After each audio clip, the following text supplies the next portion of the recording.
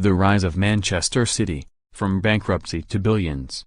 Former Manchester City chief executive Garry Cook talks to the Transfer Talk podcast about the takeover, the failed move for Kaka and the secrets behind a host of star-studded signings. Manchester City's 35-year trophy drought was over. They had beaten Stoke 1-0 to win the 2011 FA Cup. Basking in the glory at Wembley that day was City chief executive Garry Cook. Click here to listen and subscribe to Transfer Talk via iTunes. He had overseen the appointment of the manager, Roberto Mancini. He had helped sign the winning goal scorer, Yaya Toure. He had orchestrated the noise around the captain, Carlos Tevez. And all of that had happened because he had brokered the biggest takeover in English football. But 3 years before, such success was unimaginable for Cook. Within 10 days of being inside the football club, and my furniture was still coming in from Portland, Oregon, I thought I'd probably made a pretty big mistake, he recalls after leaving his role at Nike to become City's chief executive in May 2008. The move fulfilled his boyhood dream of working in football, but it soon turned into a nightmare. He arrived to see his new side humbled 8-1 at Middlesbrough on the final day of the season, a match that would be Sven-Göran Eriksson's last in charge with the Swede replaced by Mark Hughes. Then there were huge complications off the pitch. City's Thai owner Thaksin Shinawatra faced allegations of human rights abuses and fraud in his homeland that saw his near £1 billion worth of assets frozen. Shinawatra could no longer fund the club. It was a reality, that we could have gone out of business, Cook reveals. There was a bit of a road crash starting to happen as there were no revenues incoming because it all belonged to the banks. We had a lot of players to pay and we'd also started to sign some players and put deposits on them. It all started to go a little bit wrong and then you've got no investment capital coming in from the owners. That only ends in one thing. But out of such dire straits came a spectacular takeover that changed the football landscape forever. Cook brokered a £200 million deal for Sheikh Mansour bin Zayed Al Nahyan's Abu Dhabi United Group to take control of City on September 1, 2008. The move saw City become the richest club in the world. The deal was very quick, Cook admits. And actually if you look back at it now, it was somewhat professionally naive on both parties. It was all a bit back of the napkin and a bit surreal really. It was a one-page document that said we're going to buy a football club and can you make sure we get a marquee player at the end of the window. January 20, 2019, 12:30 p.m. Live on. Cook was now scrambling around trying to sign a superstar for a middling club that had just finished 9th in the Premier League, were without a major trophy since 1976 and were completely in the shadow of their great neighbours, Manchester United. The biggest challenge was getting people to come to Manchester City, Cook admits. It was very, very difficult to get people to sign for the club at the time. During that week, we created a list of marquee players around the world and we tried to identify anyone we could bring to the football club because, if you don't, the football club doesn't get taken over. Enter Robinho. Cook on Robinho's deadline day moved to City on a crazy summer transfer deadline day that saw City fail in a move for Dimitar Berbatov, who joined rivals United. They did complete a £32.5 million British record transfer deal for Robinho from Real Madrid under the noses of Chelsea. Not that the Brazil forward knew who he had signed for. While on international duty a few days after moving to the Etihad, Robinho infamously said, "Chelsea made a good offer for me personally and good for Real Madrid, and it was accepted." Chelsea? No, Manchester. Sorry. It is a situation Cook now laughs about. Robinho signed for us while he was in London so he clearly wasn't on his way to Manchester, he jokes.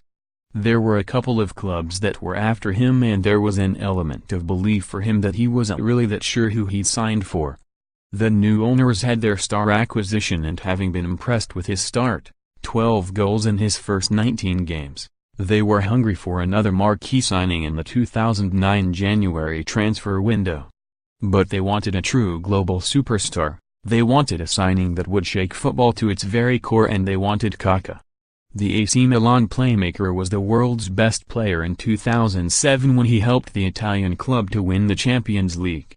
So, when an agent got in touch with Cook over the Brazilian's availability, City went all in. We sat down with AC Milan and we signed a document that sold the player to Manchester City, so we bought him, he says. We sat down with him and his father and we discussed the terms, but it didn't appear that he was aligned with where he wanted to go. The whole story got played out in the media and Kaka was waving his AC Milan shirt out on his balcony, and at that time you think we may have been used. Publicly he's said he wasn't convinced, and I think that's a fair assessment. I actually caught up with him at Robino's wedding in Sao Paulo and asked him why he didn't come, and he said I was at AC Milan and I had Manchester City, what would you do? And he's right. 6 months later Kaka joined Real Madrid in a then world record £56 million deal, and there was more disappointment for City that summer as they failed in their pursuit of Chelsea captain John Terry. But City made up for those knockbacks by signing one of their rivals' best players. I found out that we were signing Carlos Tevez when I was watching the European Cup final between United and Barcelona in Mallorca, he recalls. I got a call from Khaldoun Al-Mubarak, City chairman, who said some conversations have been taking place and it looks like we're going to do it. I didn't really know much about it, but when we got out to Abu Dhabi a lot of the work had already been done, so I took a few of our guys out there and we closed everything for them. Tevez's defection from United to City presented Cook with a PR open goal. He gave the green light to have a huge poster put up near Old Trafford of the Argentine celebrating in blue with the words "Welcome to Manchester." United's noses were put out of joint. He says of that infamous poster, "The football fans at Manchester City just loved it, and sometimes you just have to serve the fans. Manchester's full of humor, and this was humorous, it was tongue-in-cheek. It captured the world's imagination." January 23, 2019, 7:30 p.m. Live on. If City were making a stir in the transfer market, they were not doing so on the pitch. Sitting 6th in the Premier League and having won just 2 of their last 11 league games, manager Hughes was sacked in December. "I think quite rightly Mark was very angry," says Cook. "One of the big regrets I have was the way our relationship with him ended. I didn't handle it particularly well. I was caught in the moment of trying to drive the ambition of the football club." Roberto Mancini was the man tasked with getting the best out of the multi-million-pound squad assembled during Hughes' 18-month reign.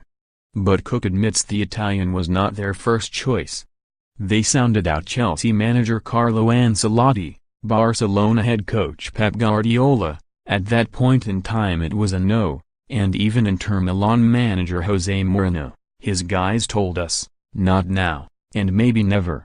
Those rejections led Cook to the man Mourinho had replaced at Inter, Mancini. "We needed the ultimate leader with a winning mentality, and Roberto had that," he says. The beauty of Roberto is that he wasn't associated with any football club at that point in time. "We'd spoken to Inter Milan on a couple of occasions about various players, and I had dinner with their sporting director Marco Branca in Milan, and I asked him a lot of questions about Roberto. You get to know how somebody is going to operate by virtue of where they've been. It's never 100% wonderful. Initially it was not. City ended the season without a trophy and missed out on a Champions League place, finishing 5th, 3 points behind Tottenham.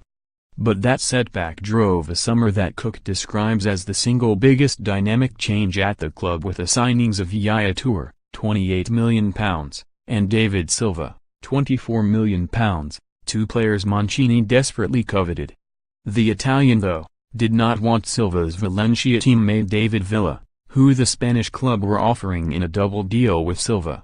City would eventually sign a striker from Spain a year later, Atletico Madrid's Sergio Aguero, £31.5 million. "I have to say," Cook admits, "while it was a great opportunity and Roberto wouldn't have said no, the decision to sign Aguero was Khaldoun Al-Mubarak's. He was the one ultimately responsible for bringing in Aguero." But before the Argentine could score arguably the Premier League's most dramatic goal to secure City's first title in 2012, the club needed a taste of silverware. Cook, who missed out on that title following his resignation in September 2011, returns to that triumph at Wembley 8 years ago. "That day changed the whole dynamics of what we were about," he says. Brian Kidd, City assistant manager, made one comment to me: "Garry, when you win the first one, that's the catalyst that helps you win the rest." I think that FA Cup win is more symbolic than anything else that we've done in the last 10 years, only because of what it created and the way it changed the culture and the mentality of the club. Garry Cook was speaking exclusively to the Sky Sports News Transfer Talk podcast. Download the full episode on iTunes or Acast, or watch it on demand on Sky Sports or YouTube. Predict 6 correct scores for your chance to win £250,000.